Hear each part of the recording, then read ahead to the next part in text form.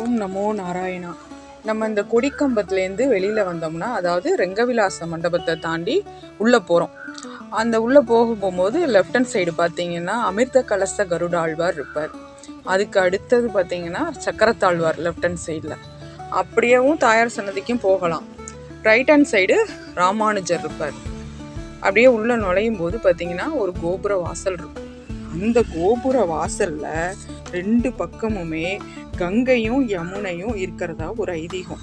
இந்த 2 புண்ணிய நதிகளும் என்ன பண்ணுவாங்களாம், நம்ம உள்ள நுழையும் போதே நம்மளுடைய பாவங்களை எல்லாம் களைந்து நம்மளை தூய்மையாக உள்ள அனுப்புவாங்களாம். கோயிலுக்குள்ளே பெருமாளை சேவிக்க போகும்போது நம்ம சுத்தமாக போகிற மாதிரி ஒரு ஐதீகமாக. கீழே வந்து தண்ணி இருந்ததுன்னா காலில் அப்படியே தண்ணி படுற மாதிரி இப்போ திருப்பதி கோயிலெல்லாம் வச்சுருப்பாங்க. இங்கேயும் ரொம்ப வருஷத்துக்கு முந்தி அது மாதிரி வச்சுருந்ததா சொல்கிறாங்க. ஆனால் இப்போ அது மாதிரி இல்லை. அவங்க 2 பேரும் நம்ம பெருமாள் கோயிலுக்குள்ள நுழையிறவங்கள பாவத்தை கழித்து நம்மளை உள்ளே அனுப்புகிறதா ஒரு ஐதீகம். உள்ளே போனோன்னே மிக மிக மிக பிரம்மாண்டமான ஒரு கருடர் இருப்பார். கருடாழ்வார் வந்து ரொம்ப பெரிய கருடாழ்வாராக இருப்பார். இவர் ஏன் இவ்வளோ பெரிய கருடாழ்வாராக இருக்காரு அப்படின்னு யோசிச்சு பார்த்துருக்கீங்களா யாராவது? நிறைய பேர் இந்த கருடரை பார்த்தும் பார்க்காம அப்படியே உள்ளே போயிடுவாங்க. சில பேர் நின்றுட்டு வணக்கம்ப்பா அப்படின்னு ஒரு கும்பிட போட்டுட்டு போயிட்டே இருப்பாங்க.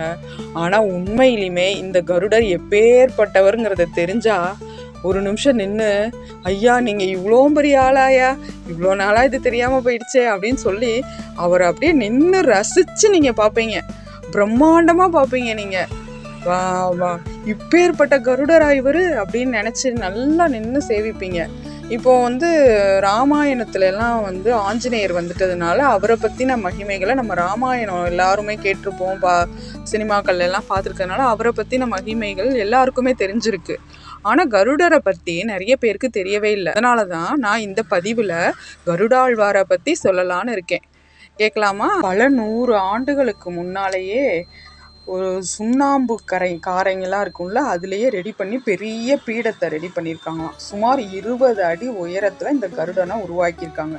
இந்த கருடரை நம்ம பார்த்தா உயிரோடு இருக்கிறது போலவே நம்மளுக்கு காட்சி தருவார்.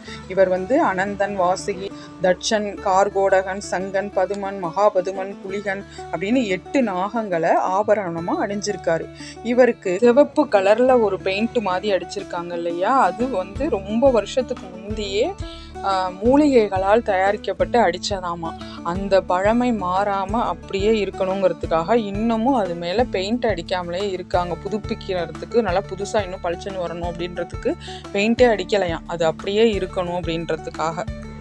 அந்த காலத்து பெயிண்ட்டு இவ்வளோ வருஷம் ஆகியும் இன்னும் அப்படியே இருக்குன்னா என்ன ஒரு அதிசயம்னு பாருங்கள்.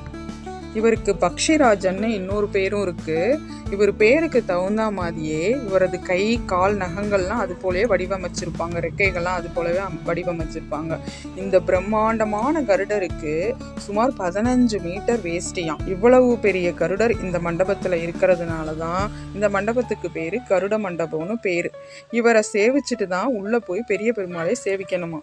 பெருமாளின் அனுகிரகம் வேணும்னா முதல்ல கருடனின் அனுகிரகம் வேணுமா. ஏன்னா அவர் தான் பெருமாளை வந்து நம்ம கிட்ட வந்து சீக்கிரமாக கூட்டிகிட்டு வருவாராம். கருட பஞ்சகத்தில் வேதாந்த தேசிகர் சொல்லுவாராம், அஷ்டமகா சித்திகள் 8 சித்திகளிலும் வல்லவர். கருடனை வணங்கியவருக்கு வாழ்க்கையில் பயமே வராதாம், தைரியம் வருமா. கருடனுடைய பெருமையை கேட்டால் மகாபாரதத்தையே கேட்ட மாதிரியா. சரி, இந்த கருடருடைய கை, கழுத்து எல்லா பக்கமும் ஏன் இந்த பாம்புகளை ஏன் இவர் அணிகலன்களாக அணிஞ்சிருக்காரு அப்படிங்கிறத பற்றி நம்ம தெரிஞ்சுக்கலாமா? கருடாழ்வார் எப்படி அவதரித்தார் அப்படிங்கிறத நம்ம அடுத்த பதிவில் பார்க்கலாம். ஓம் நமோ நாராயணா. ரங்கநாதா ரங்கப்பிரபு ஸ்ரீ ரங்கநாதன் திருவடிகளே சரணம்.